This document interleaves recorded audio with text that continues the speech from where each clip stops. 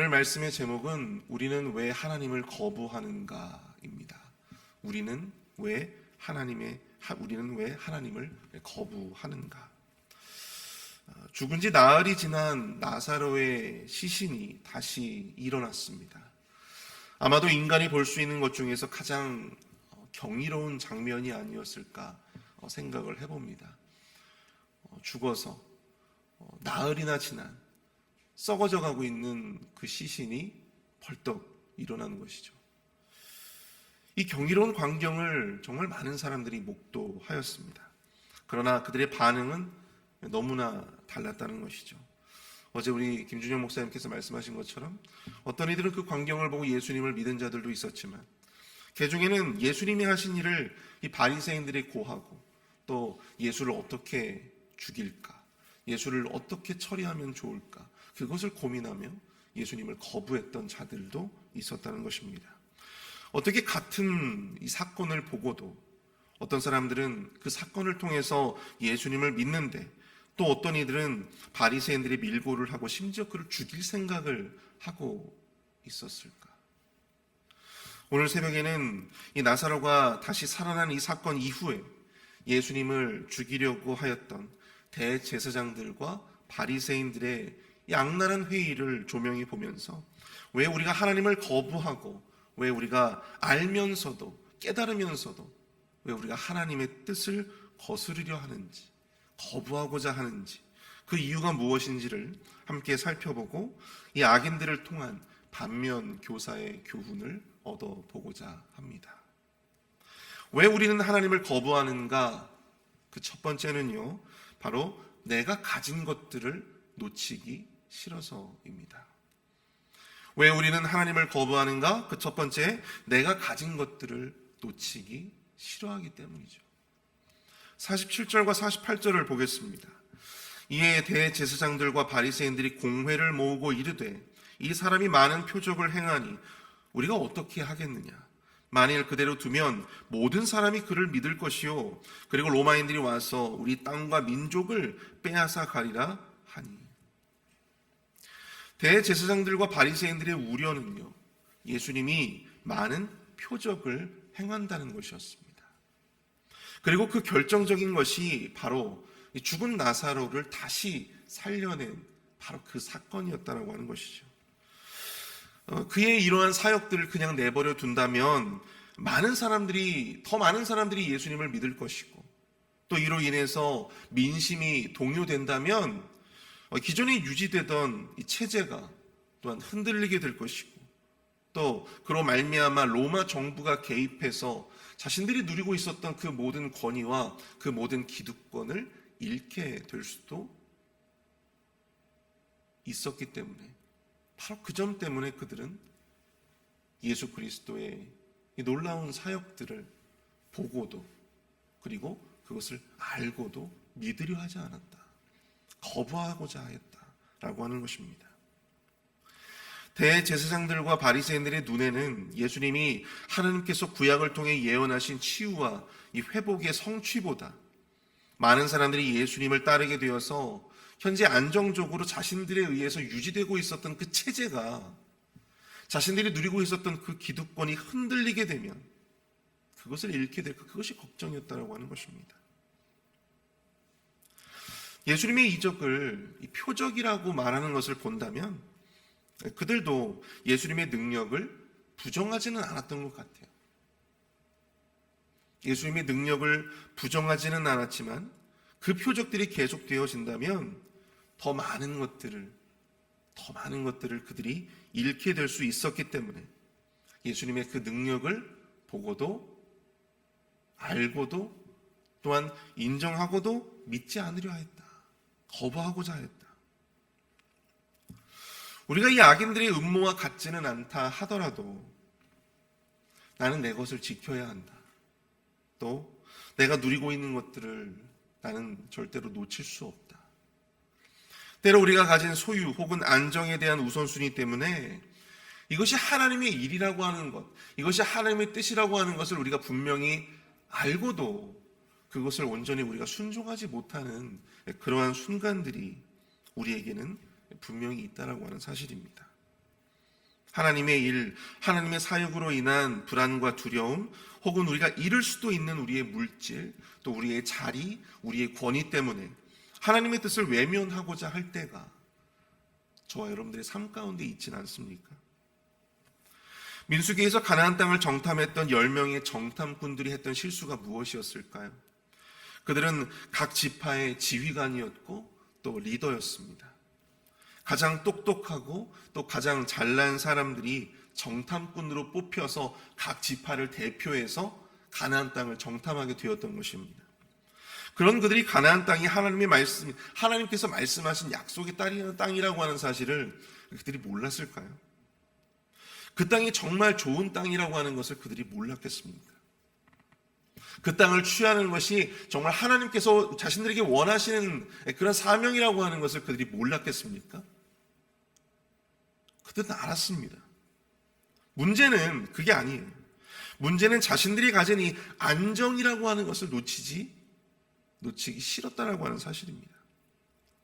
자신들이 가진 것들을 그 가나안 땅을 정복하는 과정 가운데에서 그 높은 성벽과 그리고 그곳에 살고 있었던 거인 족속, 이 안악 족속들로 인해서 그들과 전쟁을 펼친다면 그들이 가지고 있었던 체제와 또 그들이 지금 누리고 있었던 그 안정을 잃게 될 수도 있었기 때문에 그것이 하나님의 뜻이고 하나님의 명령인 줄 알면서도 그 뜻에 순종하기 싫어했다라고 하는 사실입니다.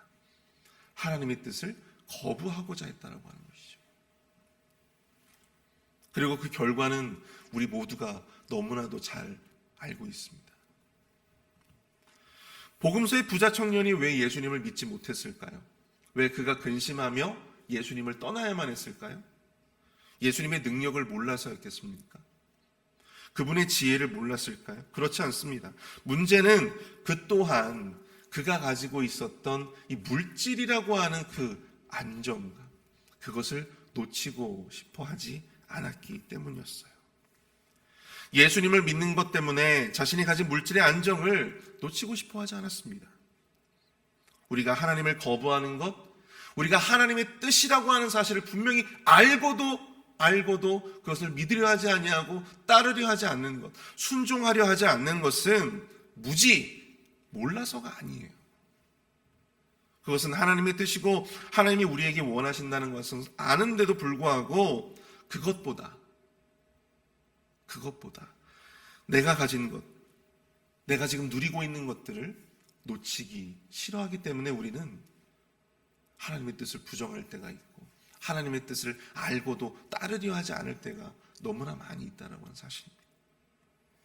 사랑하는 성도 여러분, 우리들은 그만큼 우리가 가진 이 소유와 우리가 가지고 있는 이 안정에 대한 우상이 우리 안에 너무나도 깊게 자리 잡고 있음을 깨달아야 합니다.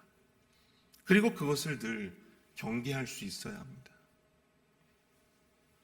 우리가 그 소유와 안정에 대한 우상을 다스리지 못한다면 여러분 우리는 평생 신앙과 일상을 늘 저울질하면서 그렇게 계산하면서 하나님 앞에 조금의 순종도 헌신도 감당하지 못하는 그러한 반쪽짜리 신앙인으로 남을 수밖에 없다라고 하는 사실이죠.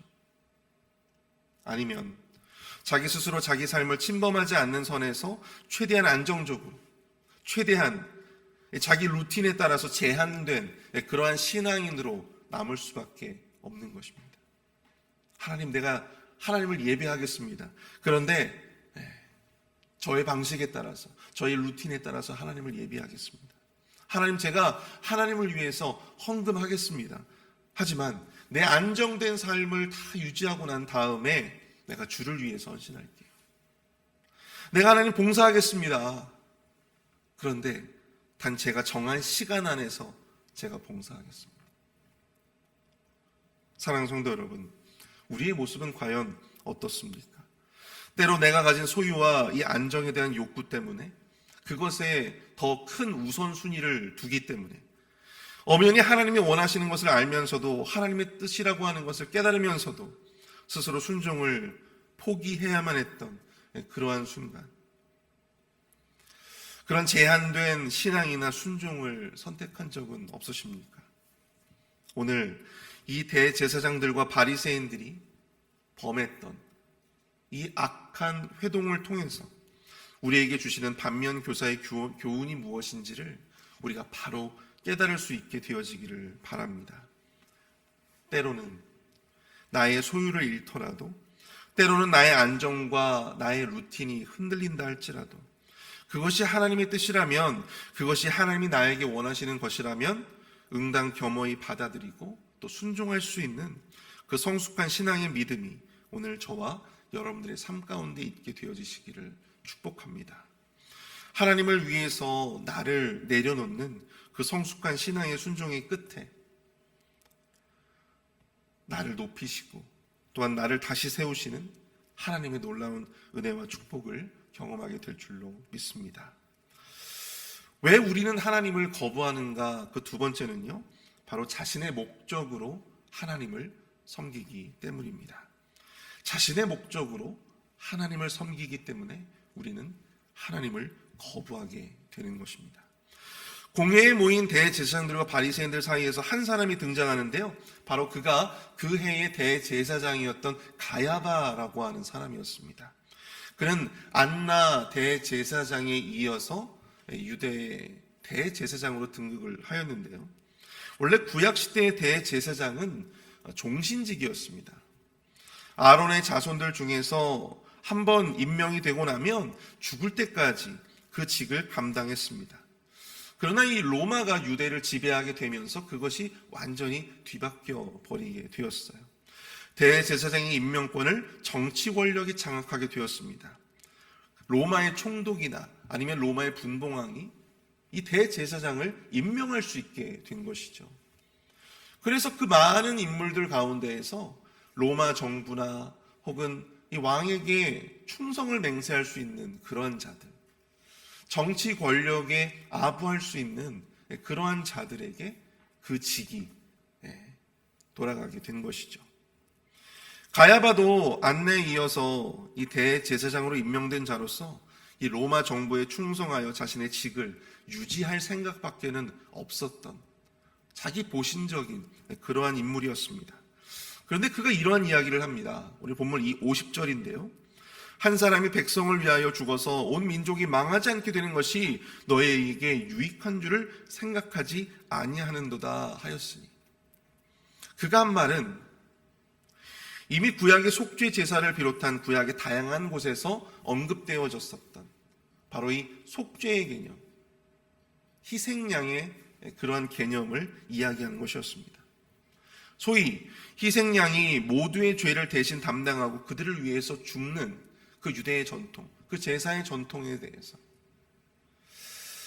그런데 사도 요한은요, 그의 말을 이렇게 부연 설명하면서 이것이 그가 스스로 한 말이 아니라 예언의 성격으로 한 말임을 밝히고 있다라고 하는 것입니다. 오늘 본문 51절과 52절입니다. 이 말은 스스로 함이 아니요 그 해의 대제사장이므로 예수께서 그 민족을 위하시고 또 그 민족만 위할 뿐 아니라 흩어진 하나님의 자녀를 모아 하나가 되게 하기 위하여 죽으실 것을 미리 말함이러라. 실제로 가야바는 이 자신의 정치적인 입지에 위협이 되는 예수님을 희생양으로 삼자, 이 구약의 속죄 제사에서 나오는 여러분 아사셀 염소에 대해서 잘 아시죠? 대속죄일이 되면 이스라엘 회중 가운데서 염소 2마리를 구합니다. 그 염소들 중에서 한 마리는 제사 때 죽여서 그 피로 제사를 드리고, 한 마리는 그 모든 죄를 담당시켜서 진영 밖으로 보냅니다. 그게 바로 아사셀 염소, 희생양의 제도였어요. 바로 이 가야바가 이야기하는 것도 예수 그리스도를 정치적으로 희생양으로 삼자라고 하는 그의 말을 한 것입니다. 그런데 중요한 것은 그의 말 속에는 그 스스로도 깨닫지 못했던 예언적인 성격이, 하나님께서 계시하시는 예언적 성격의 그러한 말을 함유하고 있다고 하는 사실을 바로 이 사도 요한이 부연적으로 설명하고 있는 것입니다. 이런 아주 중요한 예수 그리스도의 속죄라고 하는 모든 이들의 죄를 담당하여서 그가 죽을 것이다 라고 하는 이 말을 자기도 모르게 그렇게 내뱉고 있었던 것이죠. 자신의 의도와는 다르게 말이죠. 그는 자신의 말이 얼마나 위대한 예언을 담고 있는지 꿈에도 몰랐을 것입니다. 그의 의도는 단지 그저 예수님을 정치적인 희생양으로 삼자라고 하는 것이었어요. 그래서 그들은 그의 말을 듣고 그날부터 예수를 죽이려고 모의하였다. 그렇게 오늘 본문은 기록하고 있습니다. 하지만 예수님은 그들을 피해서 베다니보다 약간 위쪽에 있었던 북쪽에 위치한 에브라임이라고 하는 동네에 가서 제자들과 함께 머무시게 되는데요. 예수님이 이 자리를 피하신 것은 단지 죽음이 두려워서가 아니었습니다. 아직 죽음의 때가, 아직 예수 그리스도가 모든 인류의 속죄의 제물로 십자가에서 죽으실 때가 아직 이르지 않았다라고 하는 사실입니다. 하나님은 자기 목적을 위해서 일하시는 분이 아니었습니다. 철저히 하나님의 때와 목적에 따라서 우리 주님은 그 공생애를 감당하고 있다라고 하는 사실이죠. 반면에 대제사장과 바리새인들은 어떻습니까, 여러분들? 이 유대인의 대표적인 큰 명절 유월절이 다가오자 전국 각지에서 하나님 앞에 제사를 드리기 위해서 전국 각지에서 유대인들이 몰려들기 시작했어요. 어디로요? 예루살렘으로. 그들은 그 틈을 노려서 예수님을 생포하고자 하였습니다. 제사를 통해 자기를 성결하게 할 목적으로 지키는 바로 이 유월절에 그들은 자신의 목적을 이루기 위해서 예수 그리스도를 생포하고자 했다라고 하는 것이죠. 유월절이 되면 반드시 예수와 그의 도당들이 제사를 드리기 위해서 예루살렘을 방문할 것이니까 그때 우리가 그를 잡자. 바로 그런 생각을 했던 것이죠. 하나님을 위해서 있어야 할 절기, 바로 이 유월절이 예수 그리스도를 생포하고 자신들의 그 목적을 성취할 그러한 절기로 바꾸어 버린 것입니다. 우리가 하나님을 거부하는 이유 중에 하나가 바로 이것입니다. 자신의 목적을 위해서 하나님을 이용하는 거예요. 자신의 목적을 위해서 하나님의 절기를 이용하는 거예요. 자신의 목적을 위해서 하나님을 위한 예배를 이용하는 거예요. 자신의 목적을 위해서 하나님을 위한 봉사와 섬김을, 그 헌신을 이용하는 거예요. 우리가 왜 하나님의 말씀에 순종하지 못하고 우리가 왜 하나님의 뜻에 거부합니까? 우리의 신앙의 목적이 하나님이 아니라 바로 자기 자신에게 있기 때문이에요. 내 목적으로 하나님을 섬기려고 하기 때문입니다. 나를 지키기 위해서 신앙을 이용하고 나의 목적을 이루기 위해서 하나님을 이용하는 것이죠. 나의 목적이, 우리 신앙의 목적이 되고 우리 신앙의 도구가 될 때 우리는 하나님의 뜻에 온전히 순종하며 건강한 신앙인으로 우리가 살아갈 수 없다라고 하는 사실입니다. 오늘 본문에 많은 유대인들이 자신들을 정결하게 하는 정결례를 위해서 예루살렘을 찾았지만 어떤 유대인들은 자신의 목적을 위해서 예수 그리스도를 잡기 위해 예루살렘을 찾았어요. 근데 중요한 것은 그들이 찾았던 바로 그 예루살렘에 예수 그리스도는 없었다라고 하는 사실입니다. 사랑하는 성도 여러분, 언젠가 제가 오늘날 이 교회에 대해서 조명하는 그러한 뉴스 프로그램을 보다가 서울의 한 대형 교회의 목사님이 자신의 교회를 굉장히 크고 아주 굉장히 의리의리하게 그렇게 건축을 하겠다라고 하는 것을 설득하는, 재직들을 설득하는 그러한 장면을 보게 되었습니다. 그것이 하나님의 뜻이고 우리가 그 서울 한복판에 그 부와 물질들이 집중되어지는 서울 강남의 그 한복판에 엄청난 거금을 들여서 의리의리하고 정말로 이 웅장한 그런 교회를 짓자라고 하는 것이, 그것이 하나님의 뜻이고 그것이 우리 교회에 부여된 하나님의 사명이라고 막 그렇게 말씀을 하시더라고요. 저는 개인적으로 그 교회를 매우 좋아합니다. 저도 그 교회에서 사역을 해보고 싶었던 목회자 중에 한 사람이었어요. 그러나 그분이 하나님의 뜻이고 하나님의 사명이라고 밀어붙인 그 교회 건축 때문에 그 교회가 여지껏 쌓아왔던 이 대한민국 교회라고 하는 이 교계라고 하는 이 교계 이 사회에서 그 교회가 가지고 있었던 그 선한 영향력이 상실되었습니다. 그리고 예수 그리스도의 복음을 전하기 위한 복음의 통로가 막히기 시작했습니다. 과연 그 교회의 건축이 정말 하나님을 위한 일이었는지, 정말로 하나님의 목적을 위한 것이었는가, 그것이 정말 하나님의 사명이었는가, 아니면 교회 건축을 통해서 자신의 성공을 드러내고 싶었던 한 목회자의 욕심이었는지, 이 시대의 많은 목회자들 그리고 그리스도인들이 돌아봐야 할 그런 대목이 아닐까 생각을 해봅니다. 사랑하는 성도 여러분, 우리가 주의 이름으로 하는 모든 일의 목적이 오직 예수 그리스도가 되어지시기를 축복합니다. 나의 욕심도, 나의 야망도, 그 어떤 것도 우리의 신앙의 명분으로 삼고 그것을 이용해서 나의 것을 채우고 또한 나의 것을 이루기 위한 수단으로 삼으려 해서는 안 된다라고 하는 사실입니다.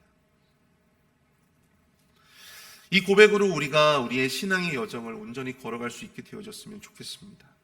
하나님을 내 목적을 이루기 위한 도구로 삼지 않고 예수 그리스도의 복음을 온전히 내 목적을 드러내기 위한 수단으로 삼지 않고 오직 주님만, 오직 예수만이 내 신앙의 목적이 되게 하옵소서.